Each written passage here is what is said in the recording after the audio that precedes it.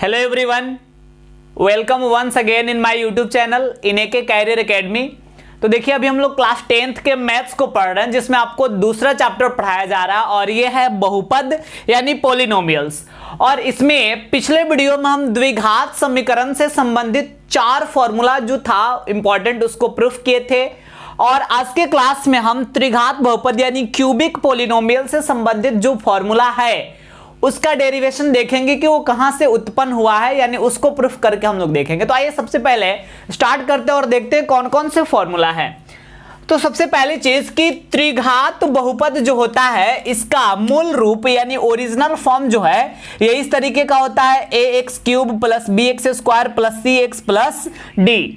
यहां पे मतलब ये हुआ कि x³ का जो गुणक है a है, x² का गुणक b, x का गुणक c और फिर जो अचर पद है ये क्या हमारा d है।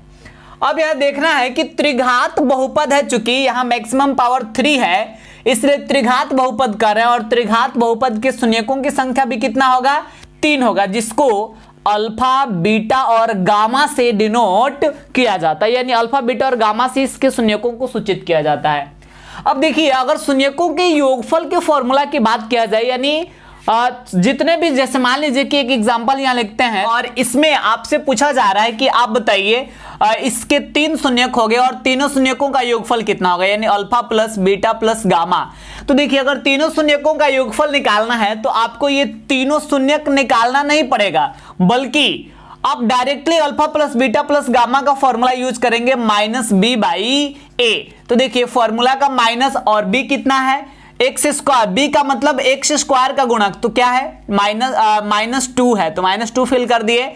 और a का मतलब x³ का गुणक तो ये 3 है तो 3 रख देंगे, यानी -+2 और बटा 3। तो इस तरह हम फॉर्मूला ही डायरेक्ट हम लिख दिए हैं, तीनों शून्यक आपको अलग अलग निकाल के नहीं जोड़ना पड़ेगा, बल्कि डायरेक्ट हम बना लेंगे -b/a फॉर्मूला पे। तो आखिर ये फॉर्मूला कहां से आया इसको हम लोग आज के क्लास में प्रूफ करेंगे। तो अब देखिए, एक और फॉर्मूला, दो शून्यकों को एक साथ गुणनफल का योगफल।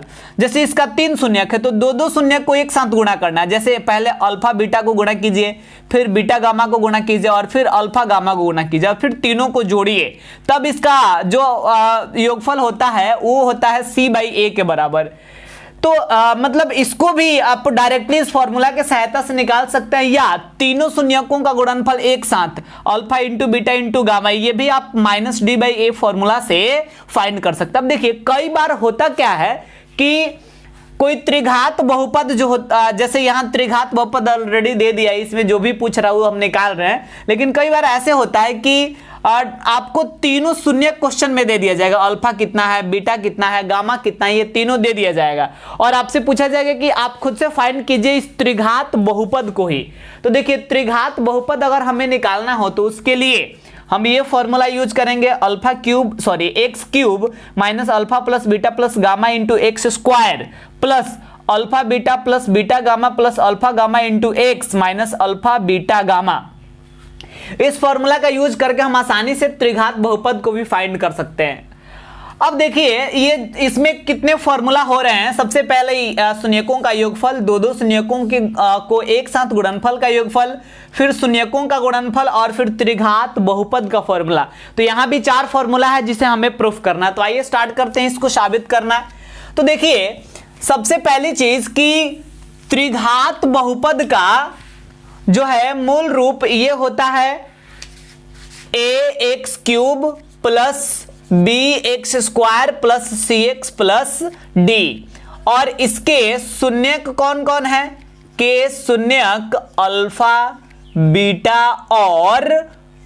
बीटा और गामा है, इसके शून्यक है ये।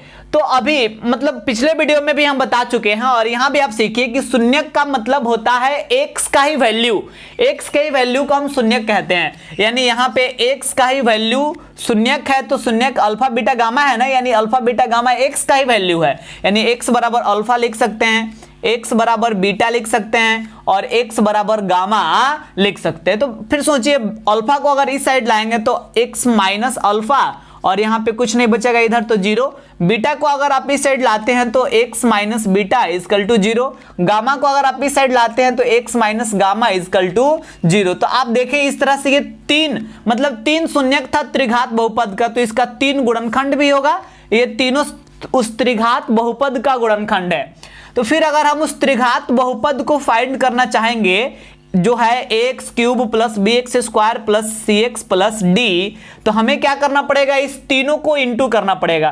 तीनों जो गुणनखंड निकला है इसको गुणा करना पड़ेगा, यानी x minus alpha into x minus beta into x minus gamma, ये तीनों को आपको गुणा करना पड़ेगा। तो देखिए कितना थोड़ा सा गुणा कॉम्प्लेक्स है, लेकिन समझिएगा बढ़िया से। पहले x से ये दोनों में गुणा करेंगे, तो x से x में गुणा कीजिएगा तो एक्स स्क्वायर, फिर x से बीटा में कीजिएगा तो क्या होगा माइनस बीटा x, फिर माइनस अल्फा से x में कीजिएगा तो माइनस अल्फा x, और फिर माइनस अल्फा से बीटा में कीजिएगा तो माइनस क्या हो जाएगा minus minus plus alpha beta, और फिर इंटू यहाँ पे क्या है x माइनस गामा। अब आपको क्या करना है कि एक्स स्क्वायर से पहले दोनों में, तो देखिए क्या होगा एक्स स्क्वायर से एक्स में गुणा कीजिएगा तो एक्स क्यूब, और एक्स स्क्वायर से माइनस गामा में कीजिएगा तो माइनस एक्स स्क्वायर गामा।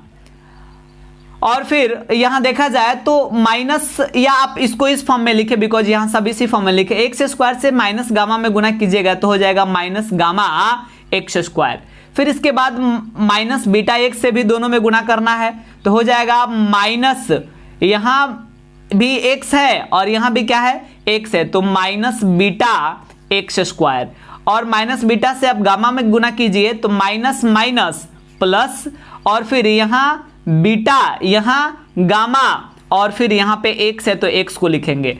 अब आइए हम इससे दोनों में गुणा करते हैं, तो यहां भी एक्स है यहां भी एक्स है, तो पहले माइनस अल्फा और एक्स दोनों जगह है तो एक्स स्क्वायर। अब इससे हम इसमें गुणा करने वाले हैं तो फिर देखिए क्या होगा माइनस माइनस प्लस, और यहां जो है अल्फा गामा, और यहां पे क्या है एक्स है तो लिख देंगे प्लस अल्फा गामा एक्स। अब लास्टली इससे दोनों में गुणा करना है तो क्या होगा प्लस अल्फा से अल्फा बीटा एक्स, तो लिख दिए अल्फा बीटा एक्स, और फिर अल्फा बीटा से गामा में करना है तो minus plus minus minus alpha beta gamma. लीजिए गुणा थोड़ा सा कॉम्प्लेक्स था लेकिन हम लोग कर लिए। अब देखिए यहां पे थोड़ा सा हमें छांटना है। हमें करना क्या है कि ये एक्स क्यूब है तो एक्स क्यूब को पहले लिख दिए। अब इसके बाद एक्स स्क्वायर वाला टर्म को आप अलग कर लीजिए। देखिए यहां पे एक्स स्क्वायर वाला टर्म कहां कहां दिख रहा है, एक तो ये है एक्स स्क्वायर, यहां भी एक्स स्क्वायर है, और यहां भी एक्स स्क्वायर, ये तीन जगह एक्स स्क्वायर दिख रहा है। तो देखिए तीनों में एक्स स्क्वायर चुकी है तो इसलिए हम इस तीनों से, और तीनों में माइनस भी है तो माइनस और फिर एक्स स्क्वायर, इसको हम कॉमन कर ले बिकॉज तीनों में माइनस भी है और तीनों में एक्स स्क्वायर भी है। तो फिर होगा क्या, माइनस जब आप कॉमन कर लेते हैं तो ये अल्फा के पहले माइनस है तो यहाँ पे क्या होगा प्लस, बीटा के पहले माइनस है तो क्या हो जाएगा प्लस, गामा के पहले माइनस है तो क्या हो जाएगा प्लस, और इस प्रकार देखा जाए तो x cube minus alpha plus beta plus gamma into x square मेरा बच गया बिकॉज, और देखिए तीनों में एक्स स्क्वायर शामिल था तो एक्स स्क्वायर भी हम कॉमन कर ही लिए थे। अब आइए जिस एक्स किस में शामिल है, तो देखिए एक्स इसमें शामिल है, इसमें शामिल है और इसमें शामिल है, तो फिर एक्स को आप कॉमन कर लीजिए। तो देखिए एक्स अगर इसमें कॉमन किया जाएगा तो फिर क्या बचेगा हमारा, एक्स को हम कॉमन कर रहे हैं, तीनों में एक्स को कॉमन करेंगे तो देखिए यहां पे बचेगा अल्फा बीटा तो लिख दिए, यहां पे बचेगा बीटा गामा तो लिख दिए, और यहां पे बचेगा अल्फा गामा तो लीजिए इसको भी लिख दिए।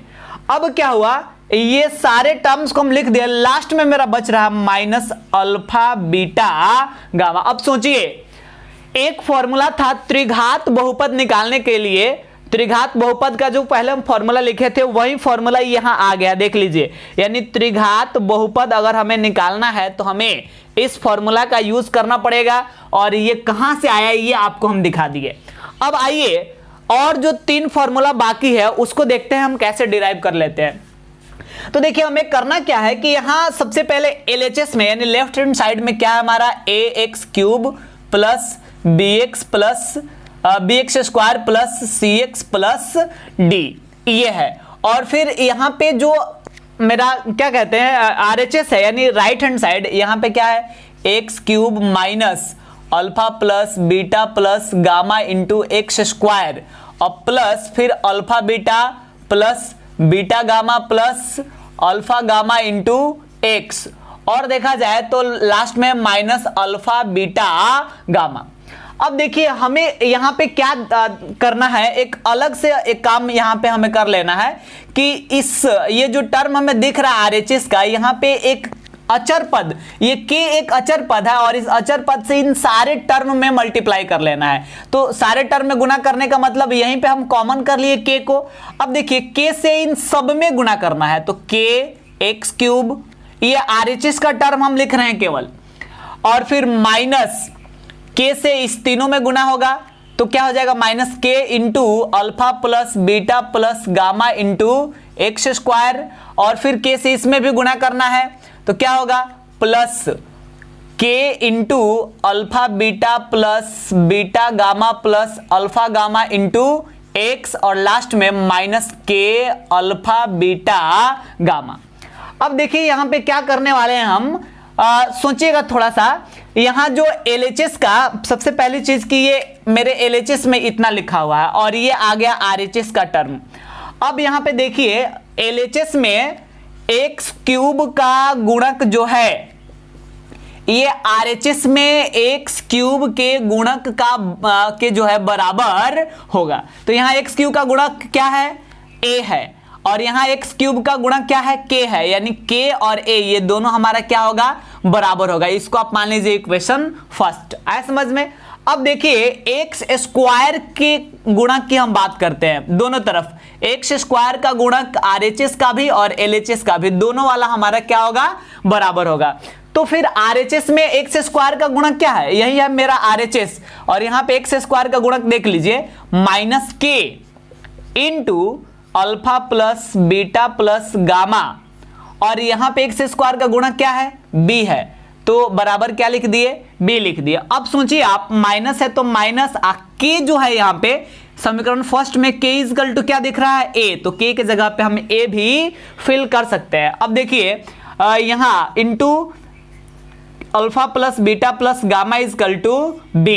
अब क्या होगा alpha plus beta plus gamma equal to b, और ये माइनस a इंटू कर रहा है, इधर आएगा तो क्या होगा डिवाइड करेंगे, यानी alpha plus beta plus gamma equal to minus नीचे से ऊपर चला जाता है ना, तो माइनस b बाई a। तो एक फॉर्मूला हमारा ये भी था कि शून्यकों का योगफल यानी alpha plus beta plus gamma equal to क्या होता है माइनस b बाई a। और दो फॉर्मूला बच रहा है जो काफी आसान है उसको प्रूफ करना, तो आइए उसको भी हम आपको दिखा देते हैं कि कैसे हम उसको साबित करेंगे। तो देख लीजिए यहाँ एक्स क्यूब का गुणक भी बराबर कर दिए हैं, एक्स स्क्वायर का भी गुणक बराबर कर दिए हैं। अब हम क्या लिखते हैं यहाँ पे पुनः एक्स का गुणक जो है ये भी इक्वल होगा x का गुणक बराबर x का गुणक, यानी दोनों तरफ x का गुणक भी इक्वल करेंगे। तो RHS में देखिए x का गुणक क्या है k into alpha beta plus beta gamma plus alpha gamma equal to LHS में x का गुणक क्या है c है। तो फिर यहाँ k का वैल्यू समीकरण फर्स्ट में a है तो k की जगह पे a भर देंगे, और फिर alpha beta plus beta gamma plus alpha gamma equal to c। तो फिर क्या हो गया मेरा alpha beta plus beta gamma plus alpha gamma equal to, ये a गुना में है इधर आएगा तो क्या होगा भाग में। तो लीजिए ये फॉर्मूला भी प्रूफ हो गया। हमारा था ना एक फॉर्मूला वहां पे जो हम पहले बताएं आपको, alpha beta plus beta gamma plus alpha gamma equal to क्या होता है c बाई ए। अब एक लास्ट फॉर्मूला बच रहा है वो भी हम आपको सिखा देते हैं। दोनों का अचर पद भी यानी जो LHS और RHS दोनों का अचर पद भी क्या होगा इक्वल होगा।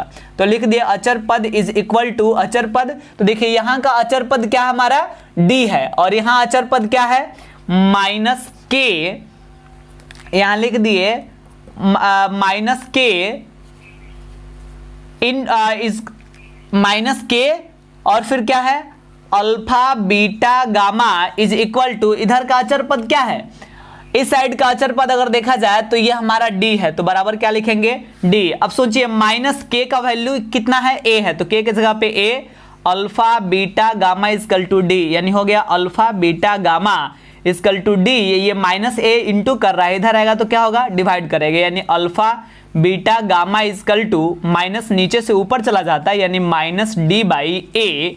ये भी एक फॉर्मूला था जिसे हम प्रूफ कर लिए। तो देखिए आज के वीडियो में हम आपको बताएं त्रिघात बहुपद से संबंधित 4 फॉर्मूला था और चारों फॉर्मूला को हम प्रूफ कर लिए।